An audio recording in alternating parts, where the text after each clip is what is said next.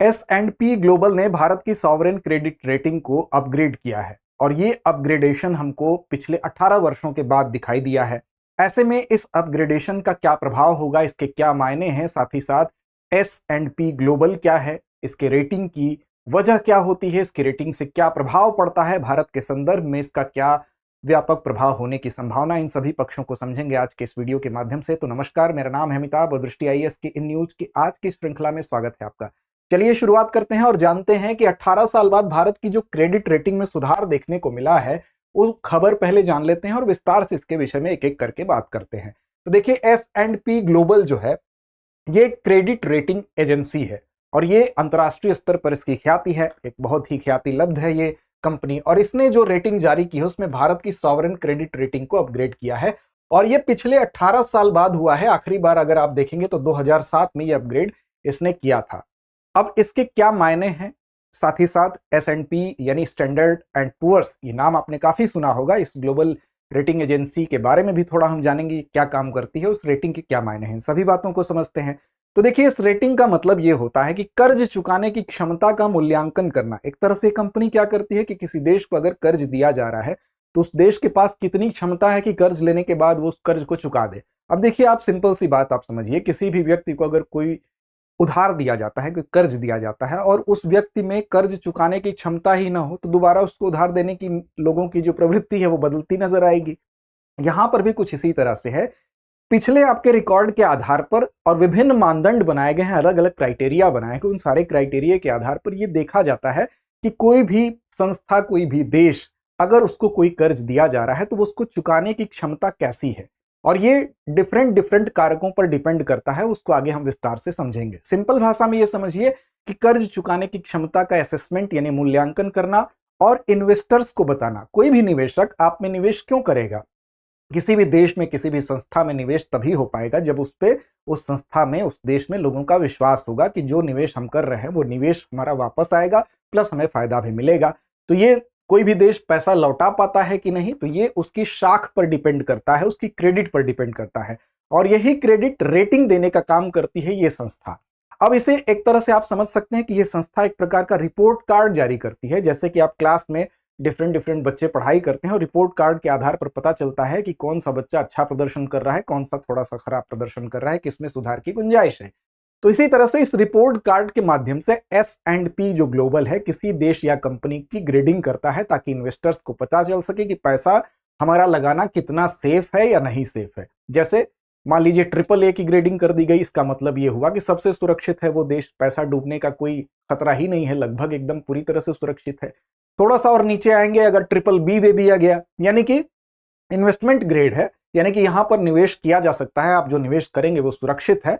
जैसा कि आपने देखा कि भारत 2007 में जो रेटिंग भारत को दी गई थी वो BBB- थी, यानी कि न्यूनतम निवेश योग्य जो स्तर था, निवेश योग्य बताया गया था लेकिन उसका लेवल जो था वो नीचे था, और अभी वर्तमान में जो ग्रेडिंग दी गई है यानी BBB दी गई है, BBB- से BBB रेटिंग पर भारत पहुंचा है 2007 के बाद, 18 वर्षों के बाद, और ये एक अपग्रेड भारत को मिला है। हम कह सकते हैं एक पायदान भारत ऊपर गया है, यानी पहले से ज्यादा भारत पर भरोसा किया जा सकता है, भरोसेमंद श्रेणी में भारत गया है। अब इसी बात को हम समझते हैं, सबसे पहले ये समझते हैं, देखते हैं क्या है S&P यानी स्टैंडर्ड एंड पुअर्स जो ग्लोबल कंपनी है। तो बेसिकली ये क्या है,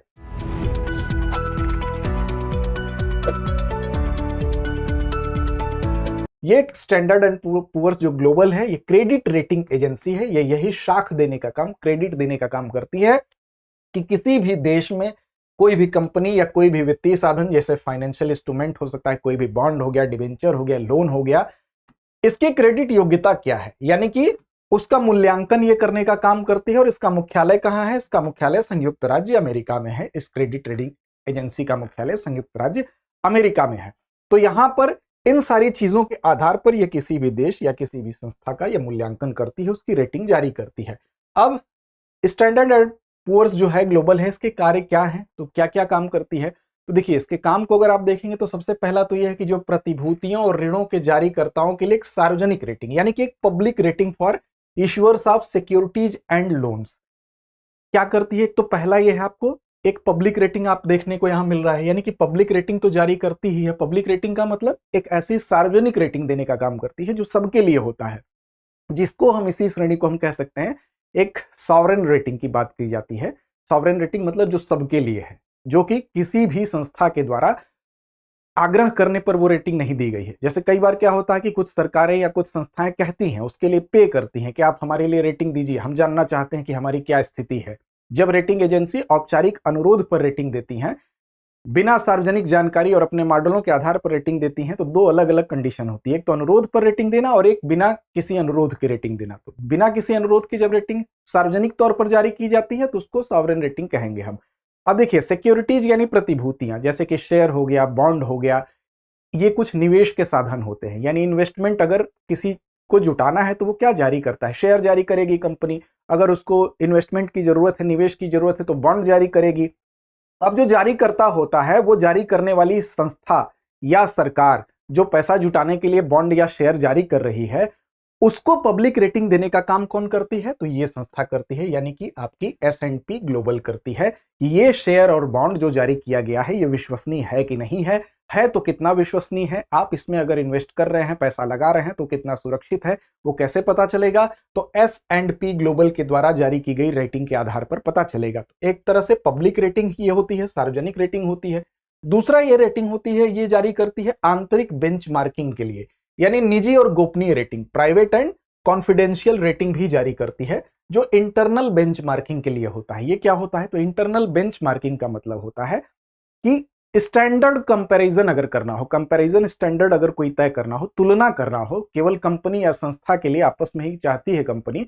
उदाहरण के रूप में आप समझिए कि मान लीजिए कोई बैंक है, वो बैंक चाहता है कि उसकी स्थिति क्या है, दूसरे बैंक की तुलना में उसकी स्थिति वर्तमान में क्या है, अगर वो बैंक जानना चाहता है तो मान लीजिए संपर्क किया एक अंतर्राष्ट्रीय क्रेडिट रेटिंग एजेंसी से, जैसे मान लीजिए S&P ग्लोबल से उसने संपर्क किया, उसके बदले में उसको उसने फीस दी, और वो बैंक ये जानना चाहता है कि अन्य बैंकों की तुलना में उस बैंक का रिस्क लेवल क्या है।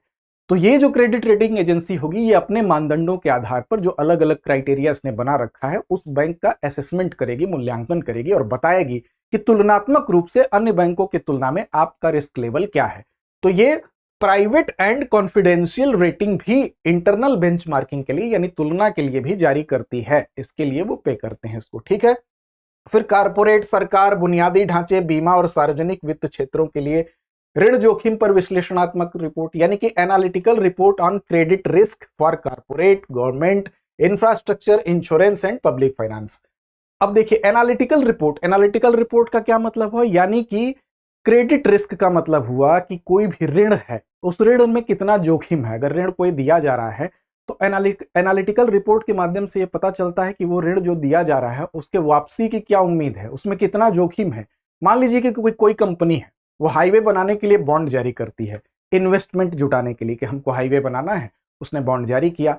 अब उस कंपनी की कितनी विश्वसनीयता है, इसको जानने के लिए S&P क्या करेगा? रिपोर्ट देगा कि इस बॉन्ड में पैसा लगाना कितना विश्वसनीय है। तो इसको भी इस तरह से आप समझ सकते हैं कि कोई भी कारपोरेट हो गया, कोई भी इसी प्रकार से सरकार भी हो सकती है, कोई बुनियादी ढांचे के लिए या बीमा हो सकता है या कोई पब्लिक फाइनेंस हो सकता है, उसके लिए अगर कोई ऋण की व्यवस्था है, कोई बॉन्ड या शेयर जारी किया जा रहा है, तो उसमें पैसा लगाना कितना विश्वसनीय होगा। साथ ही साथ वित्तीय बाजारों में ऋण योग्यता को दृश्यमान बनाकर कारपोरेट पारदर्शिता और निवेशक के विश्वास को बढ़ाना, यानी कि जो कारपोरेट ट्रांसपेरेंसी है और इन्वेस्टर्स का जो कॉन्फिडेंस है, उसको बिल्डअप करने का काम ये करती है। तो S&P ग्लोबल के जो कार्य हैं वो आप समझ गए, यानी कि इसको पब्लिक रेटिंग देने का भी ये काम करती है, प्राइवेट कॉन्फिडेंशियल रेटिंग देने का भी काम करती है, इंटरनल बेंचमार्किंग के लिए कारपोरेट, सरकार, बुनियादी ढांचे में कितना रिस्क है, यानी कि क्रेडिट रिस्क क्या है, वो भी बताने का काम करती है। तो कुल मिला के इस रिपोर्ट कार्ड के माध्यम से, इस रेटिंग के माध्यम से ये चीज पता चलती है। अब अपग्रेड अभी जो हुआ है, इस अपग्रेड का सार क्या है उसको भी समझ लेते हैं। तो अभी जो अपग्रेड स्थिति देखने को मिली है उसमें यह है कि अलग अलग इसमें जो रेटिंग है, तो दीर्घकालिक रेटिंग की यहां बात की जा रही है, यानी लॉन्ग टर्म रेटिंग की बात की जा रही है। जो पहले BBB- श्रेणी में भारत था 2007 में, अब वो एक नॉच की छलांग लगाते हुए BBB यानी एक नॉच ऊपर गया है। नॉच क्या होता है? तो बेसिकली नॉच रेटिंग स्केल जो होती है, उस रेटिंग स्केल पर एक सीढ़ी, एक पायदान को एक नॉच से डिनोट करते हैं। यानी BBB- से BBB श्रेणी में भारत के जाने का मतलब है कि वो एक सीढ़ी, एक पायदान ऊपर पहुंचा है, यानी कि भारत की जो स्थिति है वो पहले से ज्यादा भरोसेमंद हुई है। अब यहाँ पर अल्पकालिक रेटिंग की बात करेंगे, शॉर्ट टर्म रेटिंग में भी यहाँ पर आपको सुधार दिख रहा है, A-3 से A-2 पे पहुंच गया है। इसके अलावा आउटलुक में स्टेबल कंडीशन यानी निकट भविष्य में रेटिंग स्थिर रहने की उम्मीद है। आउटलुक का मतलब ये होता है कि स्टेबल का मतलब हुआ है कि अगले 12 से 24 महीनों में रेटिंग के स्थिर रहने की उम्मीद है, यानी ये संकेत कर रहा है कि भविष्यवाणी नहीं है, ये एक प्रकार का संकेत है कि एक दिशा सूचक है। आउटलुक स्टेबल रहेगा, यानी कि यहां पर निकट भविष्य में किसी भी प्रकार के उथल पुथल की संभावना नहीं है। यहां पर आप जा सकते हैं, इस देश के साथ आप जा सकते हैं। ट्रांसफर एंड कन्वर्टिबिलिटी, इसका मतलब इस श्रेणी में आप क्या है तो BBB+ से A- में आया है, यानी सीमा पार जो भुगतान है, मुद्रा विनिमय है, उसमें भी जोखिम जो है वो पहले की तुलना में कम आंका गया है, तो यहां भी सुधार देखने को मिला है।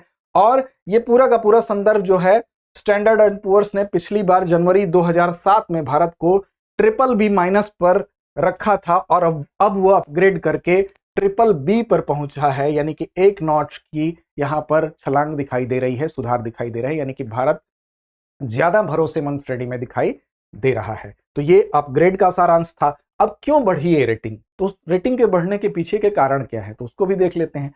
तो देखिए, कारण एक तो सबसे बड़ा ये है कि मजबूत जीडीपी वृद्धि, यानी कि जीडीपी जब बढ़ेगा, जीडीपी क्या होता है, सकल घरेलू उत्पाद, एक तरह से हम कह सकते हैं किसी भी देश की कुल आय को डिनोट कर रहा है। तो जब जीडीपी बढ़ेगा किसी देश का, किसी देश की आय बढ़ेगी, तो इसका मतलब टैक्स से ज्यादा पैसा आएगा, ज्यादा टैक्स कलेक्ट करेंगे लोग, ज्यादा पैसा आएगा, उससे क्या होगा, रेवेन्यू का बेस बढ़ेगा।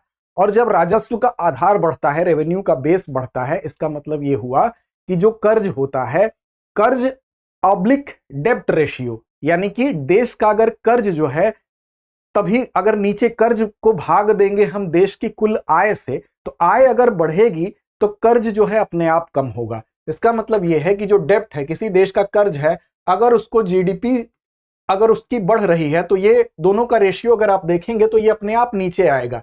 ये नीचे वाला जीडीपी जैसे जैसे इंक्रीज होगा, वैसे वैसे डेब्ट अपने आप छोटा होता जाएगा। तो रेवेन्यू बेस बढ़ने से, यानी जीडीपी की वृद्धि से रेवेन्यू बेस बढ़ेगा, और इस तरह से डेब्ट यानी कर्ज और जीडीपी के अनुपात को हम देखेंगे तो वो नीचे आएगा। तो एक महत्वपूर्ण संकेत के रूप में इसको देखा जाता है। अब देखिए, यहां पर अगर आप पिछले कुछ वर्षों में देखेंगे तो जीडीपी की वृद्धि, वास्तविक जीडीपी वृद्धि अगर आप देखेंगे तो वर्ष 2022-24 को अगर आप देख लें तो औसतन 8.8% की दर यहां पर देखी गई, जो कि एशिया प्रशांत में सबसे अधिक रही। इसके अलावा जो जीडीपी वृद्धि का अनुमान है अगले 3 वर्ष में प्रति वर्ष लगभग 6.8% का, तो यह भी एक महत्वपूर्ण संकेत है। दूसरा यह राजकोषीय समेकन, यानी कि फिस्कल कंसोलिडेशन। इसका मतलब यह हुआ राजकोषीय, फिस्कल कंसोलिडेशन का मतलब यह हुआ राजकोषीय घाटा। राजकोषीय घाटा कब आपको ज्यादा होगा, जब आप खर्च ज्यादा करेंगे, व्यय आपका ज्यादा होगा, आय कम होगी, यानी कि फिस्कल डेफिसिट ज्यादा होगा और आपका एक्सपेंडिचर जो होगा, खर्च, तो सरकार की जो आय है, रेवेन्यू जो है वो कम हो रही है। तो ऐसी दशा में इसको अगर आप कंट्रोल करते हैं तो राजकोषीय घाटा आपका कंट्रोल होगा। तो फिस्कल कंसोलिडेशन अगर बेहतर होगा तब भी आपकी रेटिंग बेहतर होगी। फिर स्थिर मौद्रिक नीति, यानी स्टेबल आपकी मॉनेटरी पॉलिसी, यानी कि आरबीआई ने क्या कर दिया, आपकी महंगाई दर को कंट्रोल कर लिया है। आरबीआई द्वारा जो पैसे की उपलब्धता है, ब्याज दरें हैं, उसको कंट्रोल किया गया है। इन्फ्लेशन रेट जो है वो इसने डिसाइड कर लिया है कि जो इन्फ्लेशन है वो टारगेटिंग होगा, यानी कि 4 से +-2 से ज्यादा नहीं होगा। तो इसका भी, यानी मुद्रास्फीति का अगर हमने लक्ष्यीकरण कर लिया, ब्याज दरों को हमने कंट्रोल कर लिया, तो आरबीआई के द्वारा जो मौद्रिक नीति है, उसकी स्टेबल मॉनेटरी पॉलिसी है, वो जितनी ज्यादा स्टेबल होती है उतना ज्यादा रेटिंग जो है वो मजबूत होता है, वो देखने को मिलता है। इसका भी असर है।